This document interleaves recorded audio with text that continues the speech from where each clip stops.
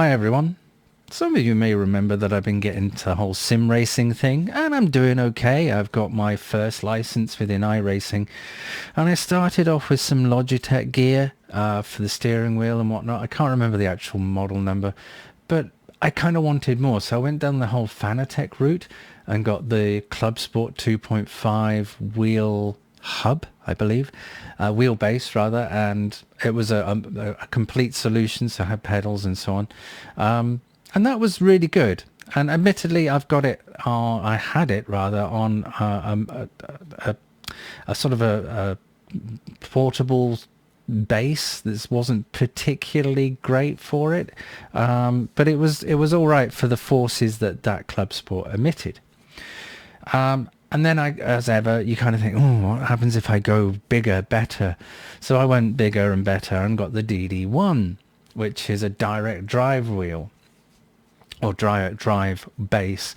And then I got the Podium steering wheel Porsche 911 GT3, which cost a stupid amount of money for a steering wheel, but it's great, and I like it. I love it. However, there has been some problems.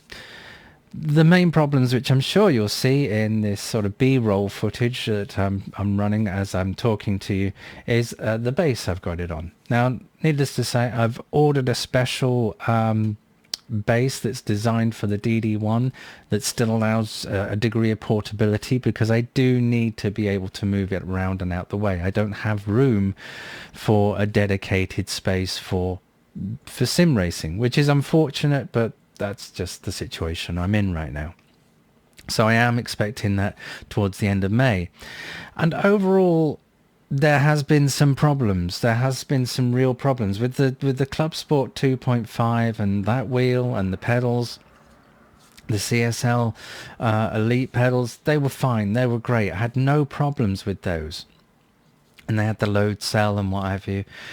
And now I've upgraded to the version 3 Club Sport pedals, which are fantastic, and I've got the dampener on the accelerator, because I felt that the accelerator was too loose. There wasn't much gear resistance added, so I needed a bit of resistance on that.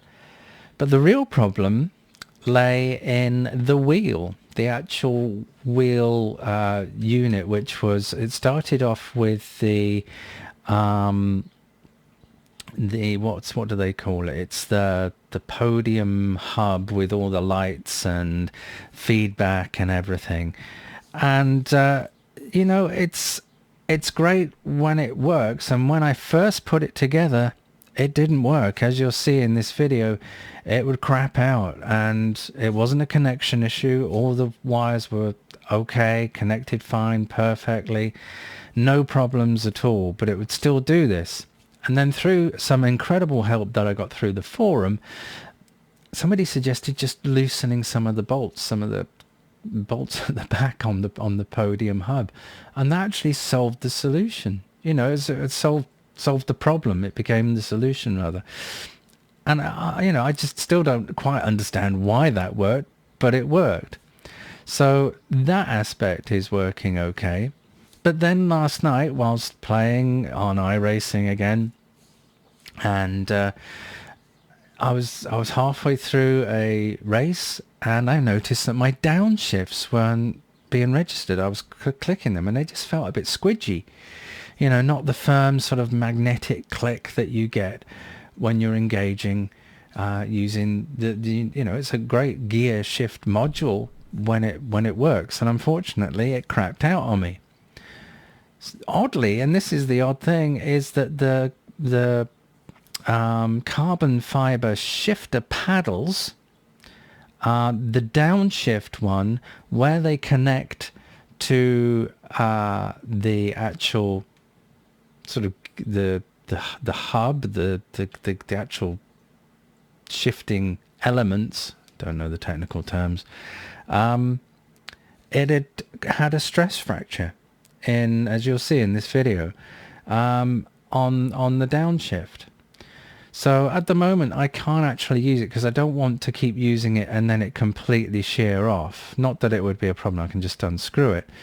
But it's not loose screws or anything. You can see the difference between the downshift and the upshift. The upshift is really strong and sturdy, whereas the downshift is just fractured. And then when I was in a race, I heard like if you get carbon fiber and you do manage to break it, it kind of makes a crunchy, sort of rather satisfying, gritty sound when it breaks. It's a bit like when glass fiber breaks as well. It sort of makes that sort of splintering sound. And I noticed that when I was doing it. It's like, wow, did something just give then? So at the moment, I'm in the process of either still maybe returning the wheel hub and the Podium fancy lights, I can't think what it's called, display and all that button unit back, because even though I undid the bolts and everything a little bit, is it still something wrong internally with that's causing that connection issue? And it's not the USB and all that nonsense. We've sorted all that out. But yeah, Fanatec probably still want that back. But now we've got this additional issue with the carbon fiber paddle shifts breaking, dying. So yeah, for the money that it cost, and it's a ton of money, we're talking a good couple of grand really by the time we get everything sorted. Yeah, easily a couple of grand actually by the time you add everything I've added to it.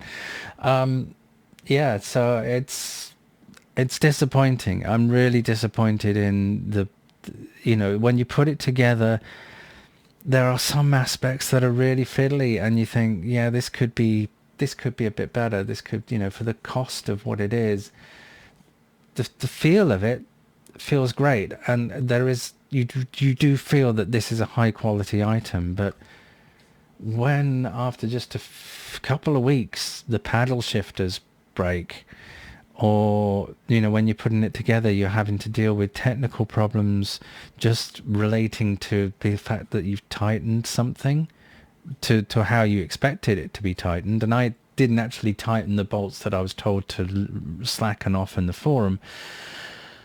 It just does make you wonder. So I don't know when or what the solution will be, but I'll keep you updated. But right now, I'm in the pits. And my crew are out to lunch somewhere in Germany, and I'm waiting for them to sort it out. So I'll keep you updated. But yeah, it's something to bear in mind with Fanatec. I had hoped that the quality would be an awful lot higher, and it seems to be very high, but the longevity of these items worries me. It really worries me, given the cost. So yeah, let me know your thoughts below. Do you have Fanatec stuff? Are you a fan? Have you had problems with it? What are your experiences of their support? I'd really like to know your thoughts on this, because right now my faith in them has dropped considerably with the first issue, and now with this.